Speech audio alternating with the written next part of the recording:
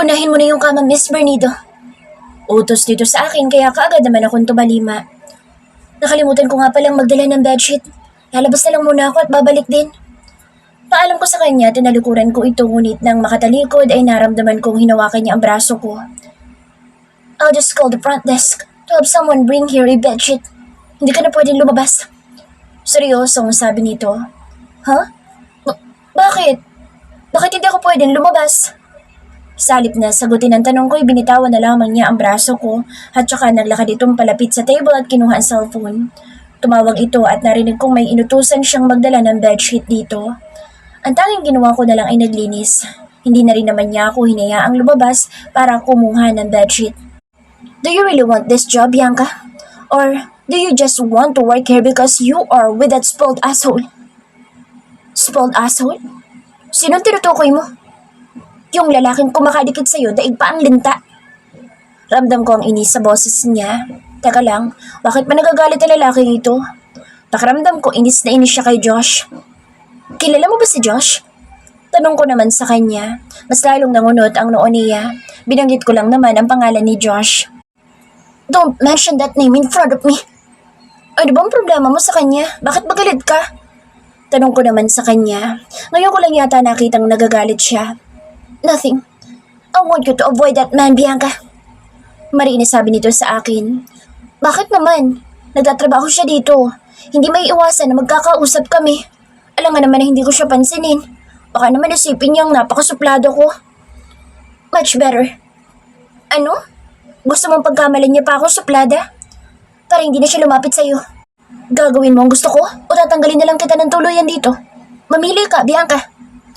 Hindi kaagad ako nakasagot dahilan para kabigin niya akong palapit sa kanya. Hinapit niya ang bawang ko kaya napasubsob ako sa kanyang matipunong dibdib na nababasa pa dahil sa mga tulo ng basang buhok niya. Ang hot ng gurang na ito. Halos maduling ako sa lapit ng mga mukha. Did you like the view? Pilyon itong tanong sa akin. Napansin niya sigurong nakatitig ako ngayon sa kanyang matipunong dibdib. Hanggang doon lang ba naman kasi niya ako? Mas lalong humigpit ang pagkakahapit niya sa akin bawang. Pakiramdam ko, masusunog ang balat ko na magdikit ang aming mga katawan dahil sa init na nararamdaman ko. Para akong pinagpapawisan kahit pa kanina'y ramdam na ramdam ko ang lamig ng aircon. Hinanda ko ang sarili nang yumuko ito. Tumabingi ang mukha. Hindi nga ako nagkamali dahil tuluyang lumapat ang kanyang labi sa aking labi. Ang lakas ng kabog ng dibdib ko. Parang may nagkakararahan sa loob nito na mga sandaling pisil niya ang bewang ko habang hinahalikan ako. Your lips are the sweetest of all, Bianca. Sambit niya nang pakawalan ang labi ko. Nakatitig siya sa aking mga mata at ganoon din naman ako. Napaawang na lang ang labi ko hanggang sa maibalik ako sa katinuan. Napakamot ako sa ulo nang wala sa oras. Maglilinis na pala ako. Sambit ko at saka sinubukan siyang talikuran ngunit pagtalikod ko ay muli niya na naman akong hinila palapit sa kanya. Nanlaki na lamang ang mga mata ko nang umangat ang mga paa ko sa sahig. Buhat niya na pala ako. He carried me like a newlywed. Habang buhat niya ako ay nakatitig naman ako sa kanyang mukha. Ilang beses akong napalunok nang bumaba ang aking paningin sa kanyang Adam's apple na ilang beses na gumagalaw at pansin ko rin ang kanyang paglunok. Napakasuwabe ng galaw nito at para bang naaakit akong gawaran ng halik ang kanyang leeg. Sino ba naman ang hindi kung ganito kakinis ang nasa harapan mo? Kung ganito kahot at kagwapo ang bumubuhat sa'yo? Naramdaman ko na lamang ang paglapat ng likod ko sa malambot na kama. Wala pang bedsheet yung kama. Unti-unti siyang sumampa sa kama para pong maibabaw sa akin. Naitukod ko naman kaagad ang mga kamay ko sa kanyang dibdib. May binabala ka ba, Mr. David? Nagawa ko ring magsalita. Ano sa tingin mo, Bianca? Sunod-sunod akong napalunok nang marinig ang nakakaakit nitong boses. Idagdag pa ang napakagwapo nitong mukha at ang mga titig niyang tila ba ayaw akong lubayan. Para bang sa titig pa lang ay gusto niya na akong hubaran. This is what I will do to you if you disobey me, young woman. Nalaki na lamang ang mga mata ko nang halikan niya ang leeg ko. Damang-dama ko ang init ng kanyang hininga. Gumapang ang mga halik niyang pababa sa aking collarbone. Sunod-sunod akong napalunok nang maramdaman kong tinatanggal niya ang botones ng uniform ko. Hanggang sa tuluyang matanggal ang banda sa aking dibdib. Lumuwas sa kanyang paningin ang aking dibdib na natatakpan pa naman ng suot kong bra. Nakatitig siya sa dibdib ko. I'm very lucky and I got to see this healthy breast of yours. Nang sabihin iyon ay kaagad niyang hinawi ang aking bra at lumuwa ang malulusog kong dibdib. Kaagad naman ay inangkin ito ng kanyang mga labi. Kumawala ako ng munting ungol. Natigilan ito at napatitig sa akin. Nakagad ko naman ang aking lower lip habang pareho kaming nakatitig sa isa't isa. Do you want me inside you, Bianca? Napapaos nitong tanong sa akin. Hindi pa man ako nakasagot ay gumulaw na mga kamay niya para ilagay sa bandang itaas ng aking ulo ang mga kamay ko. I felt his lips on mine again. I did nothing but close my eyes and respond to his kiss. I liked the way he kissed me, his caress, and the way he touched me. Parang nakalimutan ko ang lahat. Naramdaman ko ang mga kamay niyang gumapang sa aking katawan. Tuluyan na ata akong mababaliw sa mga ginagawa niya sa akin. Ngunit sabay kaming natigilan ni Mr. David nang bigla naming narinig ang doorbell. Tsaka pa lang ako nabalik sa aking katinungan at kaagad ko itong naitulak sa ibabaw ko, kaya naman nahulog siya sa kama. Mukhang napilayan ko pa yata. Sorry. Nakangiwing hingi ko ng pasensya. Nakita ko nagkalat ang uniform ko sa sahig kaya sa abot nang makakaya ko tumayo ako at pinulot ang mga ito. Bakit nagmamadali ka? Kunot noong tanong niya. Seryoso? May tao na sa labas. Siguro kasamahan ko na sa housekeeping nasa labas ng pintuan na iyan. At dala yung bedsheet na itinawag mo pa sa front desk. Nakalimutan mo na yata. So? Hindi ka ba natatakot na baka makita nila tayo? Natawa lamang ito. Bakit naman ako matatakot? I am the owner of this hotel, Bianca. Nakalimutan mo na ba? Kung meron man dapat matakot dito, yun ay ang nasa labas ng pintuan na iyan. Because it's her last day. She will regret disturbing us. Bago pa man buksan ni Mr. David ang pintuan, nagmadali na akong pumunta ng banyo para magmadaling magbihis ng uniform kong hinubad niya. Sino kaya ang nasa pinto? Hindi ko alam kung nagbibiro lang ang lalaking iyon na tatanggalin niya ito. Alam naman niyang tumawag siya sa front desk para magpakuha ng bedsheet. Mukhang kasalanan pa yata na naghatid kung bakit hindi natuloy, siya naman itong nag-utos. Munti ka na iyon, munti ka nang may mangyari ulit sa aming dalawa. Hindi ko mapigilan na mapakagatlabi na lang nang maalala ko ang ginawa niya sa akin kanina. Nasapo ko na lamang ang noo ko, pilit na inaalis sa isip ko ang mga ginawa ni Mr. David sa akin. Ano bang mga kalokohang nasa isip mo, Bianca? Pinagpapantasyahan mo na naman ba lalaking iyon? Dahil sa lalim ng iniisip ko, hindi ko na lang naalalang punit na nga pala ang panty ko. Ano pang susuotin ko kung pinunit na ito ni Mr. David? Good afternoon, Mr. David. Natigilan ako nang marinig ang boses ni Miss Cruz. Unti-unti akong lumapit sa may pintuan ng banyo. Mukhang sa Miss Cruz yata ang nag-doorbell kanina. Magagawa kayang tanggalin ni Mr. David si Miss Cruz? Miss Cruz, anong ginagawa mo dito?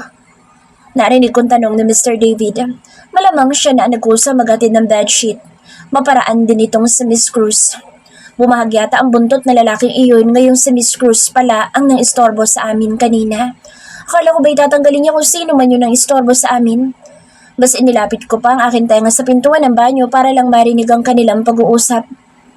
Dinalhan nga pala kita ng wine. Nagsalubong kaagad ang mga kilay ko nang marinig ang malambing na boses ni Miss Cruz. I don't need it. I need to rest. Sagot ni Mr. David. Kunwari ka pang lalaki ka. If I know gustong gusto mo yung sinusuyo ka ng mga babae. Ayan si Miss Cruz, nagpapapansin na sa'yo. Kung sakali lang naman Mr. David, ilalagay ko na lang ito dito. Narinig ko naman na sabi ni Miss Cruz. Nasaan nga pala si Bianca? Inutusan ko siyang tapusin ang paglilinis dito. Natakpan ko kaagad ang bibig ko. She's in the bathroom. Anong ginagawa niya doon? She is doing her job. Nakahinga ako ng maluwag dahil sa naging dahilan ni Mr. David kung bakit nandito ako sa banyo. Akala ko isasabihin niya ang totoong nagtatago ako. Narinig ko ang pagtikhim ni Miss Cruz. Nanatili pa rin akong nakikinig sa kanilang pag-uusap. Mr. David, pwede ba kitang anyayahan mag-dinner mamaya? Kagad kumunot ang noo ko sa narinig ko. Si Miss Cruz pa talaga itong naunang magyaya for dinner? Kailangan ko malaman ang sagot ni Mr. David. Hindi dapat siya papayag. Hindi ko pa rin naririnig ang sagot ni Gurang. Parang pinag-iisipan pa nito. Mukhang may balak pa yata na pumayag. Sure, Miss Cruz. Nalaki ang mga mata ko nang marinig ang sagot ni Mr. David. Pumayag siya sa alok ni Miss Cruz. Umasa pa naman akong tatanggihan niya.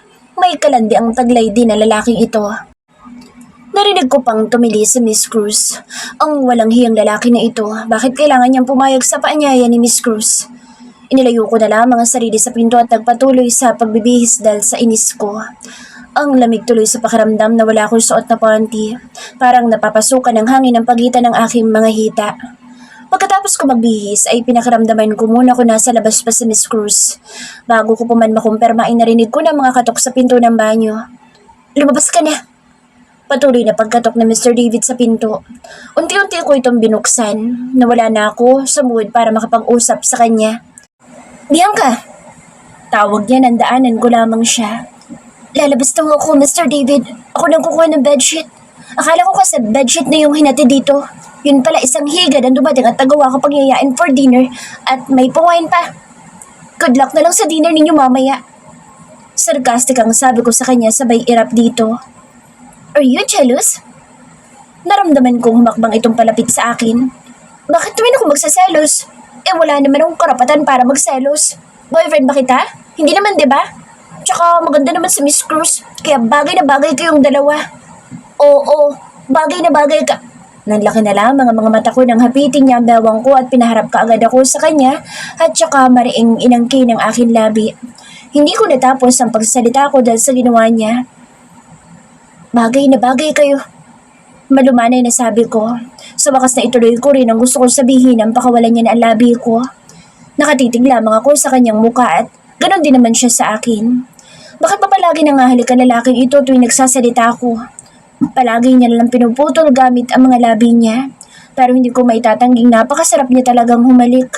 Para bang gusto niya nang burahin ang labi ko sa diin ng pagkakahalik niya. Kapag sinabi mo na huwag akong pumunta sa dinner, pwede naman. Susundin pa rin kita. Ganoon ako kamasunuring asawa. Pilyo itong ngumiti. At talagang nagpapapigil ka pa? Asawa ba kita? Bahala ka sa buhay mo. O sana kanina mo pa tinanggihan. Hindi yung kailangan mo pa marinig sa akin na ayokong pumunta ka sa dinner. Inis na ano ko sa kanyang pagmumuka at saka tinalikuran nito. Narinig ko pa ang pagtawa niya pero hinayaan ko na lang. Nag-walk out na kaagad ako sa kanyang harapan. Hindi niya ako madadala sa pahapit-hapit sa bewang at pahalik-halik sa labi. Hindi lalambot ang mga hita ko sa pahalik-halik niya kung isang anyaya lang sa kanya na isang babae ay pumapayag kaagad siya. Nagsiselos ba ako? Bakit ganito na lang ang inis na nararamdaman ko? Hindi ka dapat nagsiselos, Bianca. Wala kang karapatan. Bubuksan ko na sana ang pinto nang marinig ko ang mga hakbang ni Mr. David palapit sa akin. Are you wearing panties, Bianca? I remember that I tore it while I was romancing you earlier. Kagatlabi akong natigilan dahil sa sinabi niya. Pinaalala niya pa talaga. Kagatlabi pa rin akong humarap sa kanya. Wala akong suot na panty at wala ka nang pakialam doon, Mr. David. At tupagin mo na lang yung babae mo, si Miss Cruz. Goodbye. Sarcastic ang sagot ko sa kanya tsaka tuluyang tinalikuran nito. Hindi na ako nagpapigil pa at binuksan ko na kaagad ang pintuan para tuluyan ng lumabas. Bakit nakabusangot yung pagmumukha mo? Napansin kaagad ni Katie ang nakabusangot kong pagmumukha. Naiinis lang ako. At bakit ka naman naiinis, Saber? Ako nga, 2 linggong walang pasok. Chill nga lang ako dito. Wala akong pambayad sa mga utang ko. Naiinis lang ako kay Mr. David. At bakit ka naman naiinis sa kanya? Inaway mo ba? Huwag mo namang awayin Maawa ka naman sa akin. Ikaw lang makatutulong sa akin. Pagmamaktol nitong si Katie. Ano namang may tutulong ko sa'yo? Remember, nagpapatulong ako sa'yo. Kakausapin mo si Mr. David, di ba? Kakausapin mo pa siya, nabigyan ako ng pasok kahit 1 linggo man lang. Sa tingin mo mapagbibigyan ako nun? Bakit mo ba naman kasi inaway? Naiinis lang ako. Umayag kasi siya, nangyayaan siya mag-dinner ni Miss Cruz. Hindi ko inaasahan bigla na lamang tutusukin ni Kate ang tagiliran ko at biglang tawa ng malakas. Nagsaselos ka, no? Hindi. Anong hindi? Yung pagbubusungot mo at pagkainis mo, tandayan ng pagsaselos. Naiinis ka dahil may ibang babaeng maaligid kay Mr. David. Hindi nga sabi eh. Sus, halata na eh. Deny ka pa. Iniwan ko na lamang si Katie sa pantry dahil napipiko na rin ako. Total out ko na rin naman ay nauna na ako mag-out sa kanya. Hindi ko na siya inintay pa. Lalo naman si Mr. David. Alam kong may dinner pa sila mamaya ni Miss Cruz kaya aasahan kong mamaya pa siya makakauwi sa bahay. Wala tuloy akong sa mood habang naglalakad palabas ng hotel. Habang naglalakad ay bigla na lamang akong nakarinig ng sigaw. Boses iyon ni Katie. Bianca! Nang lingunin ko ito'y kumakaway na sa akin. Kasama nito si Josh at iba pang mga babae na kasamahan namin na medyo close na rin naman namin. Tumakbo si Katie palapit sa akin. Uuwi ka na? Kanina pa kita hinahanap. Abutit na abutan kita. Pauwi na. Walang gana kong sagot. Tama-tama, sumama ka na sa amin. Kasasahod lang namin kaya malilibre daw si Josh. Buti ka pa may sahod na. Kayo na lang. Kaagad na tanggi ko. Libre nga ni Josh. Di mo kailangan gumastos kaya sumama ka na sa amin. Ayoko. Nakakahiya naman sa inyo. Baka isipin pa ng iba. Buntis na nga nagagawa pa magsaya at sumama sa mga gimmick nyo. Sumama ka na, Bianca. Napalingon ako kay Josh na ngayon ay nakalapit na pala sa amin. Josh, sambit ko. Sumama ka na. Hindi ka naman iinom. Saan siya na talaga, Josh? Nakakahiyang sumama sa inyo. Huwag ka nang mahiya, Beshi. Hindi pa naman ganun kahalata yung tiyan mo eh. Ano ba namang paminsan-minsan ay magsaya ka naman? Ito namang si Katie na kahit anong tanggi mo ay hindi ka talaga mananalo. Binalingan ko si Josh na ngayon ay nakangiti na sa akin. Sige na nga. Wala ko nagawa kundi ang pumayag na lang. Bakit ba kasi naabutan pa nila ako? Ito tuloy, napasubo pa tuloy ako. 4 kaming babae at 4 din naman na lalaki. Si Josh na lang naman yung medyo kilala ko.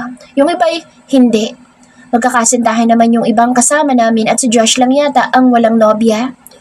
Hindi ko akalaing sa KTV bar pala kami pupunta. Akala ko naman kung saan. Buti na lang at dito dahil medyo mag-e-enjoy pa ako. Magkakatabi kami mga babae at mga lalaki naman ay nasa kabilang side ng mahabang upuan. Ako nga pala si Maddie. Ako naman si Lou. Sabay na pakilala ng 2 babae sa akin. Bianca. Pakilala ko sa kanila. Nakapag-shake hands sila sa akin isa-isa. Pinakilala na rin nila sa akin ang kanilang boyfriend na kasamahan lang din namin sa David's Hotel. Hindi ko na matandaan ang kanilang mga pangalan, lalo pat ang isip ko'y naiwan yata kay Mr. David. Naiisip ko pa lang na nagdi-dinner sila ngayon ni Miss Cruz ay umiinit na kaagad ang ulo ko. Mabuti na lang talaga at sumama ako dito dahil kung umuwi ako, baka mababaliw lang ako sa kakaisip kung anong ginagawa ngayon ni Mr. David at Miss Cruz. Ayokong isipin iyon. Bakit ko pa iniisip yun? Wala naman akong pakaalam sa gurang na iyon. Bagay lang naman sila ni Miss Cruz. Ako munang kakanta. Sigaw ni Katie at inagawang mic mula kay Maddie. Katie! Katie! Sigawan nila. Maging ako ay nakicheer na rin. Nag-iinuman sila. Ako lang yung hindi dahil alam naman nilang buntis ako. Nagsimulang kumanta si Katie. Ang taas pa ng napili niya. Naghiyawan kami lahat. Ang galing mo pala, Katie. Biro ni Josh. Sabay-sabay kami nagpalakpakan pagkatapos kumanta ni Katie. Ito, magaling talaga tong kumanta. Sigaw ni Katie habang nakatingin sa akin. Beshi, it's your turn. Ibinigay ni Katie sa akin ang mic. Aayaw-ayaw pa ako pero wala din akong nagawa kundi ang maghanap ng kanta.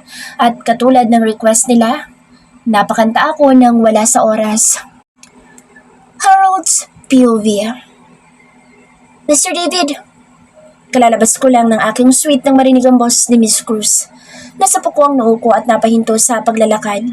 Hindi na bumalik si Bianca sa aking suite. Hindi ko alam kung umuwi na ba ito. Bakit hindi na lang niya ako hinintay?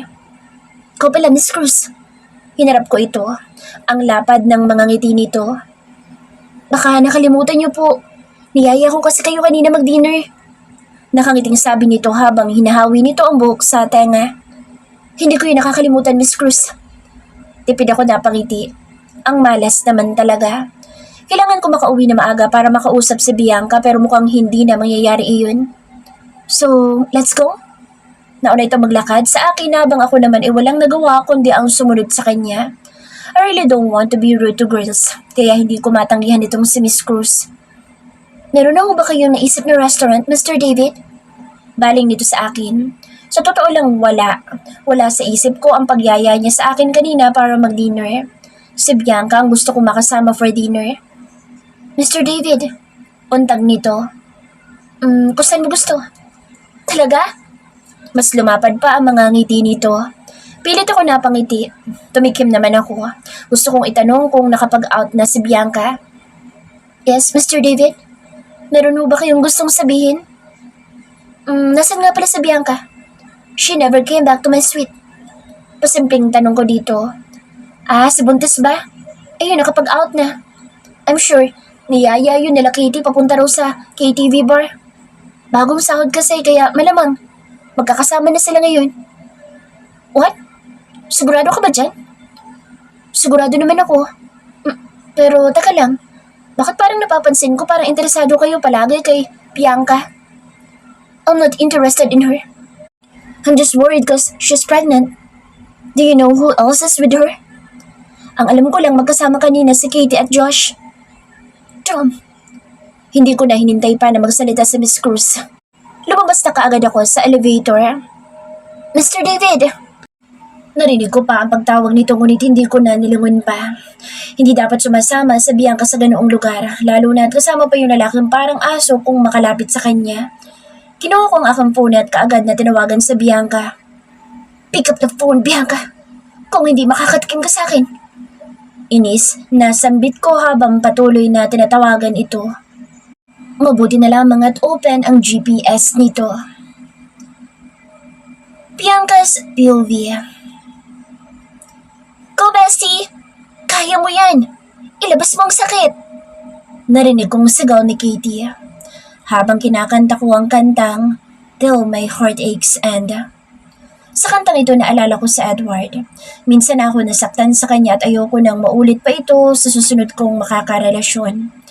Hindi ko na malayang tumulo na pala ang luha ko. Tuluyan na nga akong umiyak.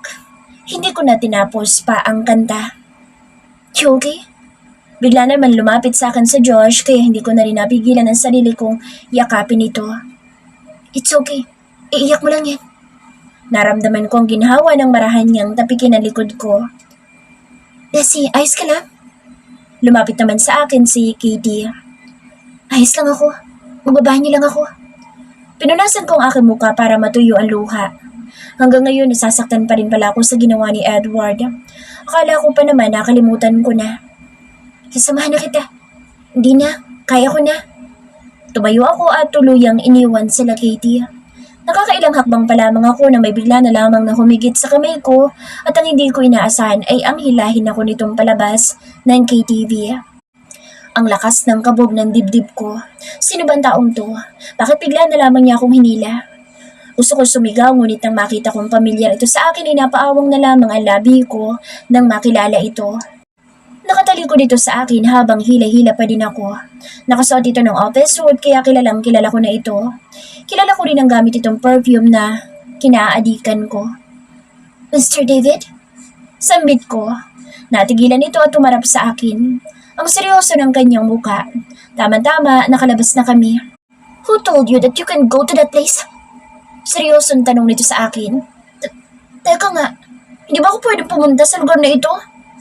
Hala, say-so. Babalik na ako.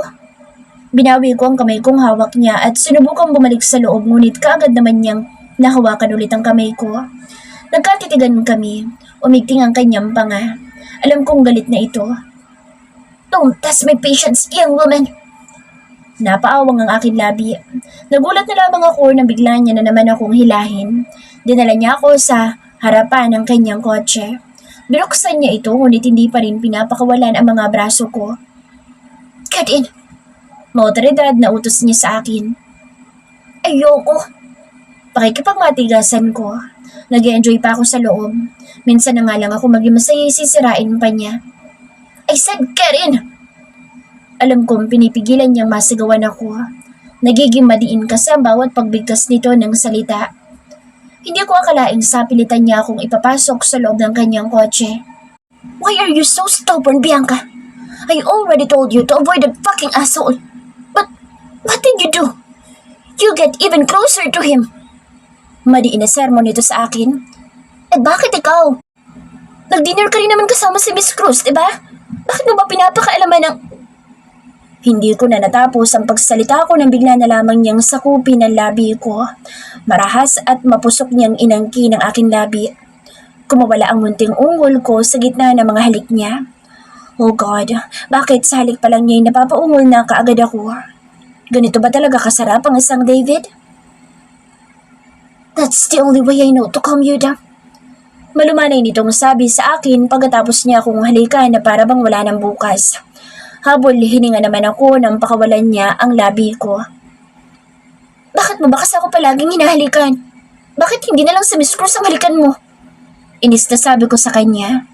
Napapanguso na lamang ako sa inis. Sumilay ang ngiti sa kanyang labi. Hindi ko alam kung ano ang dahilan. May nasabi ba ako para umiti siya ng ganyan? Bakit ka ngumingiti ng ganyan? Mas lalo ka palang gumaganda kapag nagsusungit ka. Napayuko na lamang ako nang sabihin niya iyon. Parang nag-init ang aking mga pisngi. Pakiramdam ko'y namumula ito. Gusto ko nang magpahinga. Nandito ka na rin naman na. Nakangusong sabi ko sa kanya. Hindi pa rin napapawi ang mga ngiti niya sa labi. Magagalit ba ang kama kung dito kita aangkinin? Ano? Kumunod ka agad ang noo ko sa sinabi niya. Medyo napaatras ako at napasandal sa sandalan ng kanyang sakyan nang haplusin niyang aking baba. Napawang ang aking labi. Tinitigan niya ako ng matagal. Alam ko sa labi ko siya nakatingin. Hindi ko tuloy maitikom ang bibig ko. Parang nawawala ako sa aking sarili. Hindi alam kung ano ang gagawin. Bianca. Sambit niya sa aking pangalan habang nakatitig pa rin sa aking labi. I can't help myself anymore. Pinisil niya ang baba ko ngunit mahina lamang, sapat na para maramdaman ko. Sunod-sunod ako napalunok nang yumuko ito. Tama ang hinala kong hahalikan niya ako. Nalaki na lamang ang mga mata ko nang tuluyang lumapat ang labi niya sa aking mga labi. Sa una napaka-gentle niya ngunit nang magtagal ay bumili sa mga kilos niya. Hindi ko na rin napigilan pa ang sarili at gumanti ako sa mga halik niya. Yumakap ako sa kanya habang siya naman ay nakahawak sa aking bewang. Kumawala ako ng mahinang ungol. Ikinawit ko ang aking mga braso sa kanyang leeg. Mas lalong humigpit ang pagkakahapit niya sa bewang ko. His hands started to travel on my back in front until he completely entered my uniform. Napasingap ako nang maramdaman ang kamay niyang nasa loob na ng aking bra. Ang bilis naman ng mga kamay niyang makarating doon. I moaned his name. Oh God, ano ba to? Ang sarap ng ginagawa niya. Nagulat na lamang ako nang marinig ang pagkawarak ng aking uniform. Narinig ko ang pagkahiwalay ng mga butones at pagbagsak ng mga ito sa sahig ng kanyang kotse. Winarak mo. Sambit ko. No problem. I'll just replace it with a new one. Hindi na ako nakapagsalita pa nang muli niyang angkinin ng aking labi. May halong pagmamadali. Halos mabaliw na naman ako sa ginagawa niya. Hindi ko na tuloy alam kung saan ko ibabaling ang aking paningin. Umaangat na rin ang aking balakang. Kusang nagre-response ang katawan ko sa mga ginagawa niya sa akin. Akala ko panty ko lang kaya niyang punitin ngunit maging ang slacks ko rin pala ay kaya niyang sirain. Itinapon niya ito sa box seat. Natigilan ako nang maalala kung wala pala akong suot na underwear. Hindi ko na naalala. Kaya nga pala ako nagmamadaling umuwi kanina dahil isa sa dahilan na wala akong suot na panty. Nakalimutan ko ang bagay na iyon. Hindi ko nga napansin kanina habang kumakanta ako sa KTV. Napatingin na lamang ako sa labas nang maalalang nandito nga pala kami sa kanyang kotse. Baka may makakita sa amin dito. Baka mag-viral pa kami sa social media. Wala bang makakakita sa atin dito? Nautal na tanong ko sa kanya. Ayoko pa sanang itanong iyon dahil ayoko rin naman na maudlot pa ito. They won't see us in here. Okay. Sumilay na naman ang ngiti sa kanyang labi. Are you ready, baby? Nangakit nitong tanong sa akin. Napapikit ako. I'm ready. Sagot ko habang ipinagdadasal na sana'y hindi ako masaktan. Sa laki ba naman niya? Hanggang sa tuluyan na nga niya akong inangkin. Kapwa kaming napagod. Mas pagod na pagod ito na umupo matapos ang isang mainit na tagpo sa pagitan namin dalawa. Sinandan niya ako sa kanyang dibdib. Hinalikan niya ang noo ko at nang tingnan ko ito ay nakapikit na ang kanyang mga mata. Itatanong ko na sana kung ano na ang status namin ngayon ngunit nawalan ako ng lakas ng loob para itanong iyon sa kanya. Habang pinagmamasdan ko ang napakagwapo nitong mukha ay napapangiti na lamang ako. Ganito ba naman kagwapo ang umangkin sa akin? Bumaba pa ang aking mga tingin sa matipuno nitong dibdib. Ang sarap ulit nitong haplusin kaya pasimple ko itong hinaplos sa tila ba pinanggigigilan ko pa ito. Nagising ito sa ginawa ko kaya naman pasimple akong tumikim at kunwari ay isa-isang pinupulot ang aking mga saplot na ngayon ay punit-punit na. Nahirapan pa nga akong yumuko pero nagkunwari na lamang akong pinupulot ang mga ito. Siya na rin ang kumuha ng slacks ko sa backseat. Binigyan niya rin ako ng jacket para takpan yung napunit kong slacks. Nahihiya ako sa nangyari sa amin dalawa. Ngayon pa talaga ako nahiya. Hindi siya nagsasalita. Nagbihis lang din ito at tuluyan ang pinaharurot ang kotse. Wala kaming imik habang nasa biyahe. Pakiramdam ko'y nahihiya din siya sa nangyari. Pareho kaming dalawa.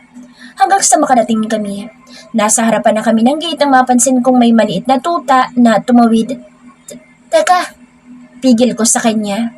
Tumingin siya sa akin ng buong pagtataka. Ihinto mo. Bakit? May tuta kasi. Tuta? Inihinto naman niya ang kotse kaya nagmamadali akong bumaba.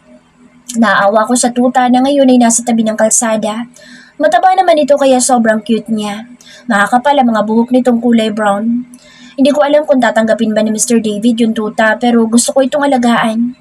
Sumainis ako maglalakad na lamang akong papasok sa loob ng gate ngunit bumaba naman si Mr. David at lumapit sa akin. Nabigla na lamang ako nang bigla niyang agawin sa akin ng tuta.